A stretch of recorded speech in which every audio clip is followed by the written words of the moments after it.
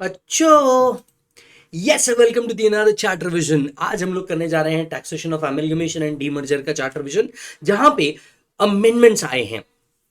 ध्यान से सुनिएगा। वैसे मैं आपको अगर एक शब्द में कहना चाहूं तो amalgamation and demerger is a tax neutral transaction. मुझे ऐसा लगता है कि अपकमिंग अटेम्प्ट के अंदर में एक question may be in the form of MCQ only ये पूछा जा सकता है। तो ध्यान से सुनिएगा, अमलगमेशन एंड डीमर्जर का टैक्सेशन। सबसे पहले आता है सेक्शन 2(1)(b) अमलगमेशन का definition.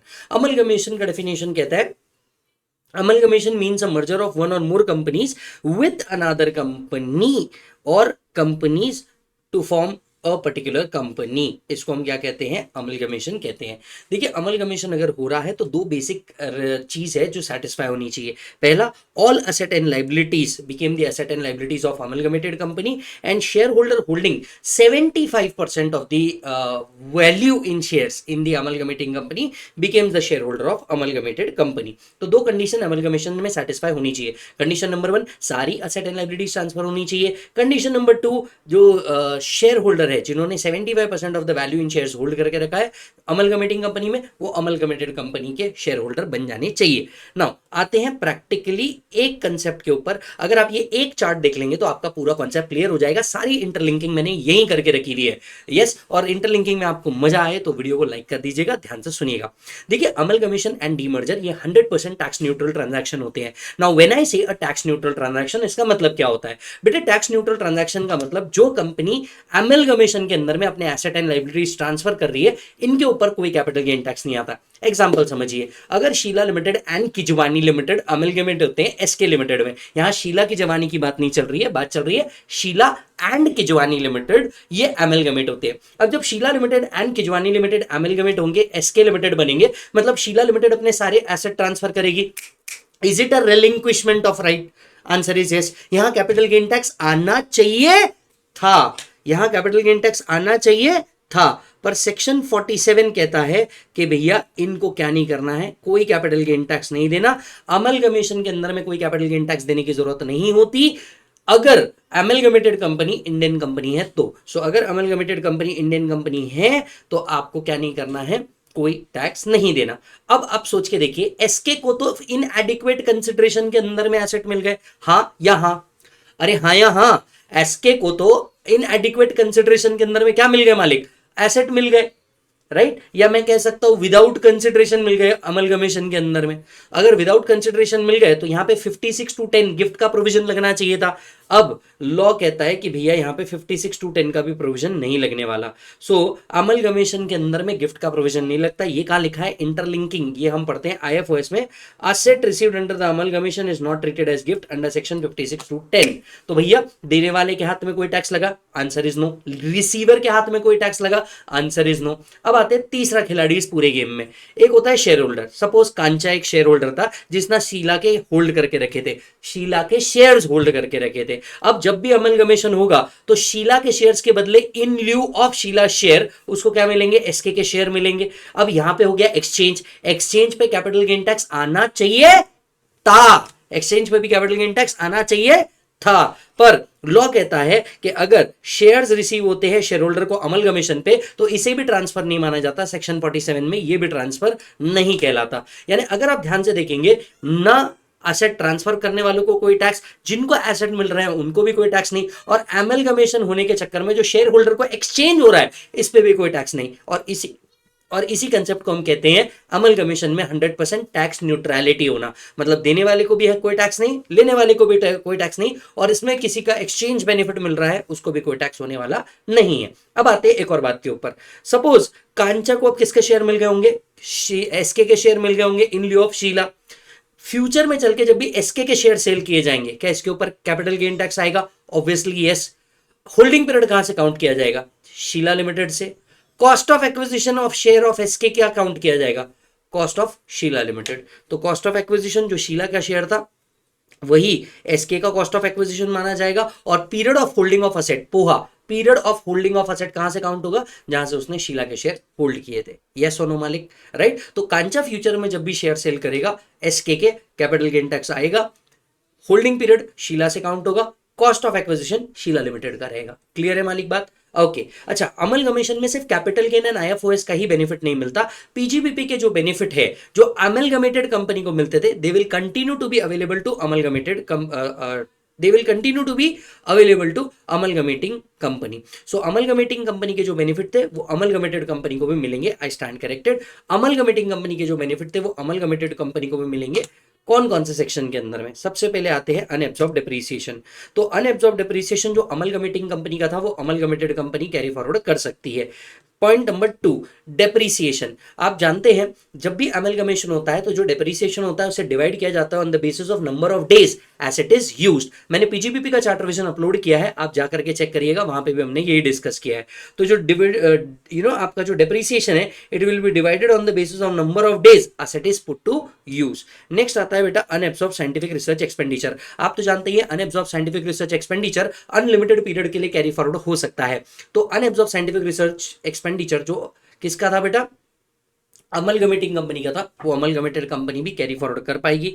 Expenses on amalgamation and demerger. Expenses on amalgamation और डीमर्जर जो है राइट, ये 1/5 बेसिस पे अवेलेबल होता है किसी भी इंडियन कंपनी को। अमलगमेटेड कंपनी को भी इसका बेनिफिट मिलेगा। ठीक उसी तरीके से वीआरएस का भी डिडक्शन जो होता है वो 1/5 बेसिस पे मिलता है किसी भी एसएससी को, ये भी अमलगमेटेड कंपनी को मिल जाएगा। अनएब्सॉर्ब्ड फैमिली प्लानिंग एक्सपेंडिचर का जो डिडक्शन होता है ये अनलिमिटेड पीरियड के लिए कैरी फॉरवर्ड हो सकता है। एंड फैमिली प्लानिंग एक्सपेंडिचर का जो डिडक्शन है वो 1/5 बेसिस पे मिलता है। तो 1/5 बेसिस पे डिडक्शन अमलगमेटेड कंपनी को भी मिलेगा। और अगर कोई अनएब्सॉर्ब फैमिली प्लानिंग एक्सपेंडिचर है तो वो अमलगमेटेड कंपनी कैरी फॉरवर्ड कर सकती है। प्रिलिमिनरी एक्सपेंडिचर का डिडक्शन भी 1/5 बेसिस पे मिलता है, अमलगमेटेड कंपनी को मिल जाएगा। टेलीकॉम सर्विसेज और spectrum services. So telecom licence और स्पेक्ट्रम लाइसेंस जो है ये over the period of licence होता है। सो मान लीजिए लाइसेंस 10 ईयर्स का था, 3rd ईयर में क्या हो जाता है? अमलगमेशन हो जाता है, तो बैलेंस 7 अमलगमेटेड कंपनी को इसका बेनिफिट मिल जाएगा। बिजनेस लॉस और ब्रॉड फॉरवर्ड लॉस, अगर कंडीशन सेटिस्फाई करते हैं 72A की और 72AA की, तो जो बिजनेस लॉस है राइट या ब्रॉड फॉरवर्ड लॉस है अमलगमेटेड कंपनी का, वो अमलगमेटिंग कंपनी का, वो अमलगमेटेड कंपनी भी कैरी फॉरवर्ड कर सकती है।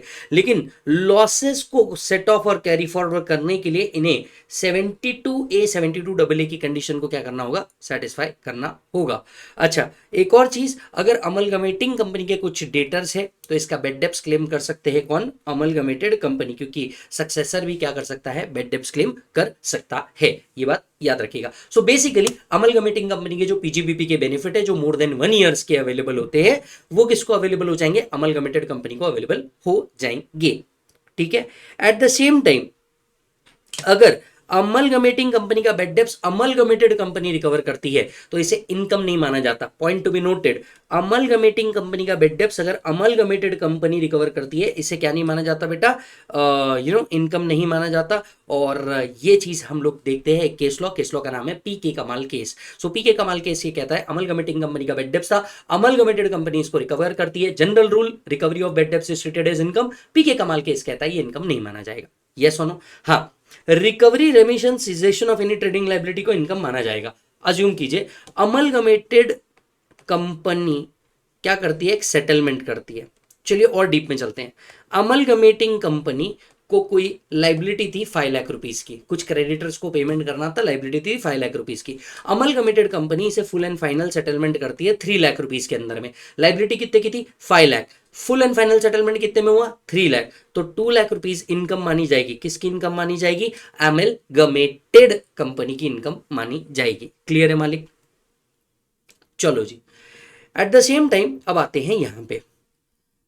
हमने कहा था कि अगर कोई भी अमलगमेटिंग कंपनी का लॉस अमलगमेटेड कंपनी को कैरी फॉरवर्ड करना है तो 72A की कंडीशन को सेटिस्फाई करना है। Come on, once again, amalgamating company का बिजनेस लॉस अमलगमेटेड कंपनी को कैरी फॉरवर्ड करना है तो उन्हें कुछ कंडीशन को सेटिस्फाई करना होगा। क्या कंडीशन है? अमलगमेटिंग कंपनी के लिए 2 कंडीशन है, अमलगमेटेड कंपनी के लिए 3 कंडीशन है। कम ऑन, अगर अमलगमेटिंग कंपनी 2 कंडीशन सेटिस्फाई करती है और अमलगमेटेड कंपनी 3 कंडीशन सेटिस्फाई कर देता है तो अमलगमेटिंग कंपनी का loss amalgamated company carry forward कर सकती है। सीधे शब्दों में और आसान भाषा में, शीला लिमिटेड का loss SK limited carry forward कर सकता है अगर शीला लिमिटेड 2 कंडीशन सेटिस्फाई करती है और एसके लिमिटेड 3 कंडीशन सेटिस्फाई करता है। चलो कम ऑन, क्या कंडीशन है? कंडीशन लिखी है 72A के अंदर में। कंडीशन कहां लिखी है? 72A के अंदर में। अमलगमेटिंग कंपनी मतलब हम किसकी बात कर रहे हैं? शीला लिमिटेड की बात कर रहे हैं। शीला को क्या क्या कंडीशन सेटिस्फाई करनी है? Condition number 1, they should be engage in the business for at least 3 years और मोर प्रायर टू अमलगमेशन। अमलगमेशन होने से पहले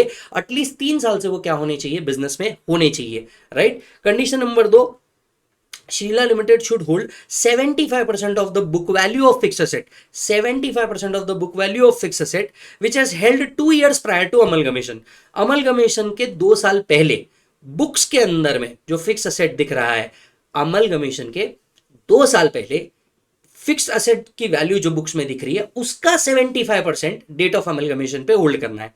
सो मान के चलिए अमलगमेशन से 2 साल पहले कंपनी के फिक्स एसेट थे 100, तो अमलगमेशन की डेट पे वो एटलीस्ट 75 होने ही चाहिए। वो कितने होने चाहिए? 75। तो they should hold 75% of the value of book asset या value of fix asset which has held 2 years prior to the date of amalgamation, which has held 2 years prior to the date of amalgamation. Clear है मालिक? चलो आज सो Sheila limited को 2 condition satisfy करनी है। अगर Sheela limited का लॉस किसको कैरी फॉरवर्ड करना है? एसके को कैरी फॉरवर्ड करना है। शीला की कंडीशन क्या क्या है? कंडीशन नंबर 1, वो एटलीस्ट 3 साल से बिजनेस में एंगेज होना चाहिए। कंडीशन नंबर 2, अमलगमेशन के 2 साल पहले वैल्यू ऑफ असेट का जो भी वैल्यू ऑफ असेट था उसका at least 75% as on the date of amalgamation hold करना चाहिए। क्लियर है? अब आते हैं एसके लिमिटेड। एसके लिमिटेड को क्या कंडीशन सेटिस्फाई करनी है अगर उन्हें ये लॉस कैरी फॉरवर्ड करना है? तो अगर उन्हें ये लॉस कैरी फॉरवर्ड करना है तो condition number 1, condition number 1, at least they should hold the business और sorry at least they should hold the asset for 5 year. कितने? 75% of the book value of fix asset received under the amalgamation. अगर उन्होंने late से 75% asset receive किए 100 में से, at least amalgamation के date पे कितने होने चाहिए थे? 75। अज्यूम कीजिए एसके को 75 के शेयर मिले। इस 75 का 75% इन्होंने कितने साल होल्ड करना है? For 5 years. मतलब जो एसेट अमलगमेशन में मिले इसका 75% अगले 5 साल क्या करना है? होल्ड करना है। कंडीशन नंबर 2, ये बिजनेस में होने चाहिए for at least next 5 year. So they should continue the business. SK limited business continue करेगा फॉर एटलीस्ट 5 ईयर और जो इसके अलावा कंडीशन मिले वो सेटिस्फाई करना पड़ेगा। तो एसके को कितनी कंडीशन सेटिस्फाई करना है मालिक? 3। कंडीशन नंबर 1, जितने भी एसेट अमलगमेशन में मिले इसका 75% अगले 5 साल होल्ड करना है। कंडीशन नंबर 2, इस बिजनेस में रहना है for at least 5 years. Condition number 3, इसके आगे सरकार कोई और कंडीशन बोले वो सेटिस्फाई करना है। अब मान के चलिए एसके और शीला दोनों ने कंडीशन सेटिस्फाई कर दी, तो जो भी अनएब्सॉर्ब डेप्रिसिएशन या लॉस था किसका? शीला का, they can be carried forward by SK. और अगर कंडीशन सेटिस्फाई नहीं करी तो उस केस में ये क्या माना जाएगा? इनकम माना जाएगा, क्योंकि जो बेनिफिट था वो नहीं मिलेगा और उस केस में ये इनकम कंसिडर कर लिया जाएगा। राइट और नॉट मालिक? Yes, okay.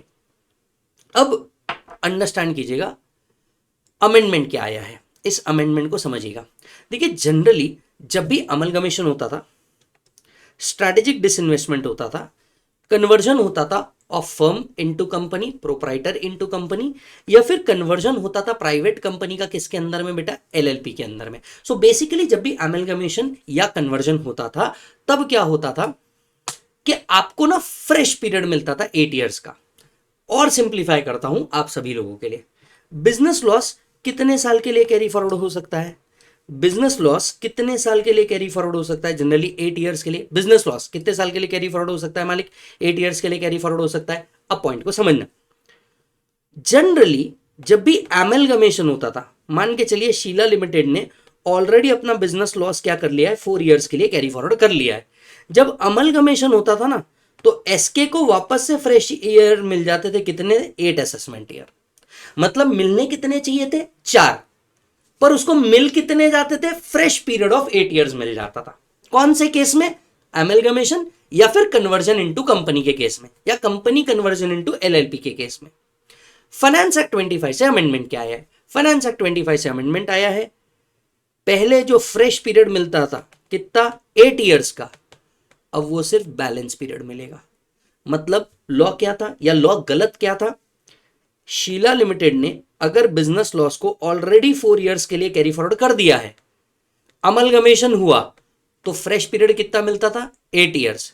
फाइनेंस एक्ट ने इस 8 ईयर्स को चेंज कर दिया, कहा ओनली बैलेंस पीरियड। मतलब अब आपको बैलेंस सिर्फ 4 साल मिलेगा। अमेंडमेंट समझ में आया? This has been the amendment. So earlier fresh period of 8 years was given। तो क्या होता था जब भी अमलगमेशन होता था, बिजनेस लॉस, अनएब्सॉर्ब्ड डेप्रिसिएशन तो अनलिमिटेड पीरियड के लिए कैरी फॉरवर्ड होता था, बिजनेस लॉस 8 years का फ्रेश पीरियड मिल जाता था। इफ अमलगमेशन और कन्वर्जन टेक प्लेस आफ्टर 1/4/2025, अगर कन्वर्जन या अमलगमेशन आफ्टर 1/4/2025 है, तो business loss can not be carried forward for more than 8 years from the date immediately succeeding the assessment year for which the loss was first computed. तो जब पहली बार loss आया था वहां से सिर्फ 8 साल मिलने वाला है, यानी आपको जो फ्रेश पीरियड है वो मिलने वाला नहीं है, राइट। हालांकि ये प्रोविजन किसको एप्लीकेबल नहीं है? डीमर्जर या इनहेरिटेंस के केस में एप्लीकेबल नहीं है। सर क्यों? क्योंकि वहां पे ऑलरेडी बैलेंस पीरियड ही मिलता था, सिर्फ अमलगमेशन और कन्वर्जन के केस में फ्रेश पीरियड मिलता था, यहां पे भी बंद कर दिया। This is the simple amendment. Everybody yes और नो? ओके। 72AA भी क्या कहता है? 72AA बेसिकली बैंकिंग कंपनी या फिर government company with another government company के अमलगमेशन को कवर करता है। अगेन वही बातें करता है, लॉसेस क्या हो सकते हैं, अमलगमेटिंग कंपनी के losses amalgamated company carry forward कर सकती है। सो 72AA बोलता है अगर अमलगमेशन हुआ है किसका? बैंकिंग कंपनी का बैंकिंग इंस्टीट्यूशन के साथ, बैंकिंग कंपनी का कोई अदर बैंकिंग इंस्टीट्यूशन के साथ within 5 years of strategic disinvestment, corresponding new bank का other corresponding new bank other than banking companies and government company का other government companies के साथ under the General Insurance Business Act, yes or no?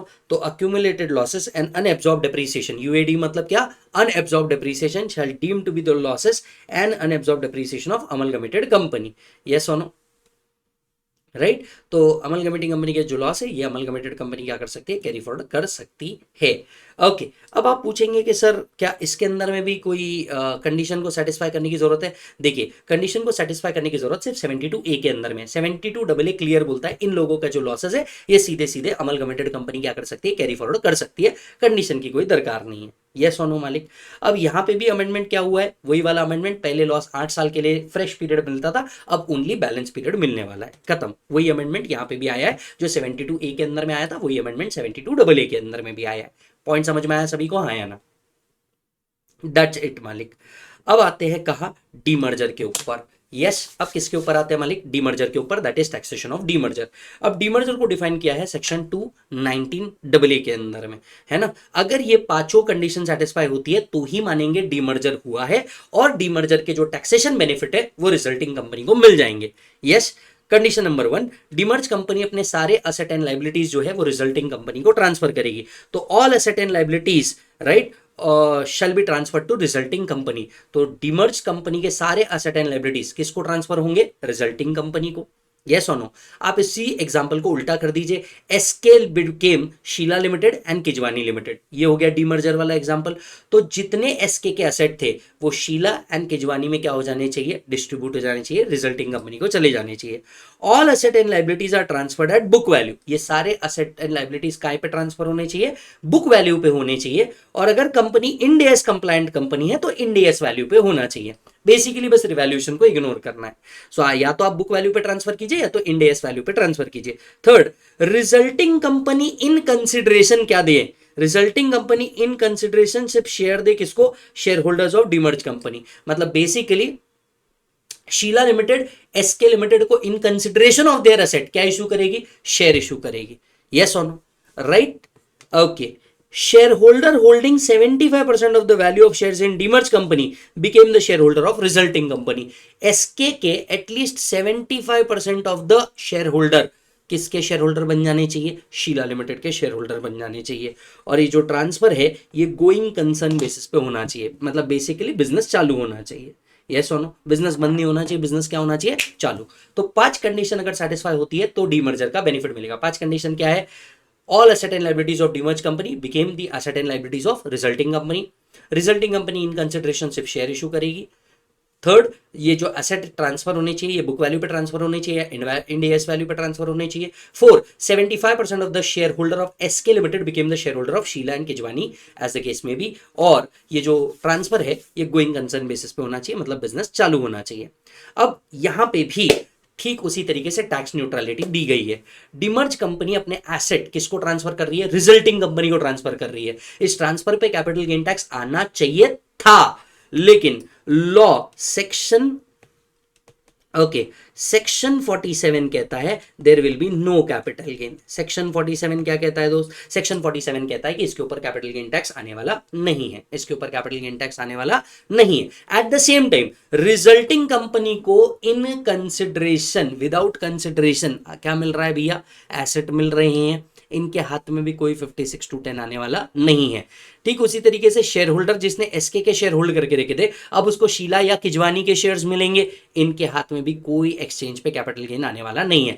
ठीक उसी तरीके से जिस तरीके से अमलगमेशन था उसी का रिप्लिका बना के रखा है, पूरा टैक्स न्यूट्रलिटी प्रोवाइड किया है। और जितने अदर बेनिफिट थे, that is unabsorbed depreciation of demerge company will be available to resulting company. Depreciation will be divided on the basis of number of days. VRS expenditure, family planning expenditure वगैरह, telecom related expenditure, same वही amalgamation वाला point, जो demerge company के थे वो किसको मिल जाएंगे? Resulting company को मिल जाएंगे। Yes, okay. अब आते हैं आगे, मालिक। अच्छा, अब एक और चीज, recovery remission conversion of liability will be treated as income. यहां पे दो जगह आपको कट करना है, इधर सुनिए। यहां पे रिकवरी के बाद यहां लिखना है रेमिशन और यहां लिखना है सीजेशन। सो अगर रिकवरी, रेमिशन या सीजेशन ऑफ लाइबिलिटी होती है, वही डिमर्ज कंपनी जो थी इनकी लाइबिलिटी थी 5 lakh, resulting company 3 lakh settle कर दिया, 2 lakh will be considered as income. So recovery, remission and cessation क्या माना जाएगा बेटा? इनकम माना जाएगा। बेड डेब्ट्स अगर रिजल्टिंग कंपनी रिकवर करती है तो इसे इनकम नहीं माना जाएगा। एंड यहां लॉसेस वैसे ही रिमेनिंग पीरियड के लिए ही क्या किए जाते हैं? कैरी फॉरवर्ड किए जाते हैं। क्लियर है मालिक? यस, डन है। तो अगर आप ध्यान से देखेंगे, यहां हमारा taxation of amalgamation and demerger खत्म होता है। दोनों की चीजों में क्या याद रखना है? दोनों की चीजों के अंदर में एक ही चीज याद रखनी है कि पहला आपको डेफिनेशंस दोनों के याद रखने हैं ताकि आप ये समझ पाएं कि ये अमलगमेशन या डीमर्जर है क्या। और दूसरा 72A की कंडीशन आपको बहुत अच्छे से याद रखनी है। अमलगमेटिंग कंपनी को 2 और अमलगमेटेड कंपनी को 3 कंडीशन सेटिस्फाई करनी है लॉसेस कैरी फॉरवर्ड करने के लिए। अब अमलगमेशन हो, डीमर्जर हो, इनके अंदर में लॉसेस जो है ये सिर्फ रिमेनिंग पीरियड के लिए ही क्या हो पाएंगे? कैरी फॉरवर्ड हो पाएंगे। डन है मालिक? यस। तो यहां हमारा एक और चार्टर विजन खत्म होता है, that is taxation of amalgamation and demerger. मैं मिलूंगा आपसे अगले चार्टर विजन के अंदर में। बच्चों आप मुझे बताइएगा कि आपको मजा आ रहा है या नहीं आ रहा है, लेकिन आपको इसके बाद एमआरपी सॉल्व करना है। बहुत सारे क्वेश्चन हम लोगों ने दिए हैं अमलगमेशन एंड डीमर्जर के भी, वो एक बार अच्छे से सॉल्व करना। अच्छा, एक केबीडी शुगर्स का केस है डीमर्जर के ऊपर, 2023 का एक केस है। मैं केस आपको बताता हूं, केबीडी शुगर्स का केस है। अच्छा, अब इस केस के अंदर में क्या हुआ था? एक कंपनी है जो डिसफंक्शनल है, मतलब कंपनी एग्जिस्ट करती है पर कंपनी के अंदर कोई काम नहीं हो रहा। ठीक है, अब उसके लॉसेस थे, डिसफंक्शनल कंपनी के जो लॉसेस थे, क्या वो रिजल्टिंग कंपनी कैरी फॉरवर्ड कर सकती है क्या? केस में जवाब आया यस। अब इसके केस की जरूरत क्यों पड़ी मैं वो बताता हूं। वन ऑफ द कंडीशन क्या थी? वन ऑफ द कंडीशन जो यहां लिखी थी डीमर्जर के अंदर में, वो थी कि भैया जो ट्रांसफर होना चाहिए वो गोइंग कंसर्न बेसिस पे होना चाहिए। Now having said that, company अगर डिसफंक्शनल है, मतलब कंपनी है उसमें काम नहीं हो रहा, तो एओ ने बोला कि भैया क्योंकि कंपनी के अंदर में कोई काम नहीं हो रहा, ये कंपनी गोइंग कंसर्न नहीं है और इसी के लिए डिमर्ज कंपनी के losses resulting company carry forward नहीं कर सकती।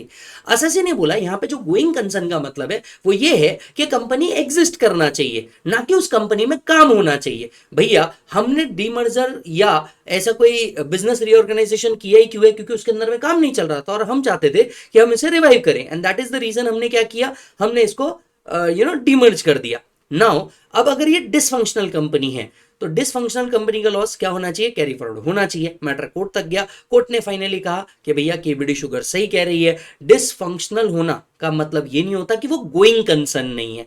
यस, तो क्या रिजल्टिंग कंपनी को ये लॉसेस कैरी फॉरवर्ड करने मिलने चाहिए even though it is dysfunctional? The answer is yes, मिलना चाहिए, है ना?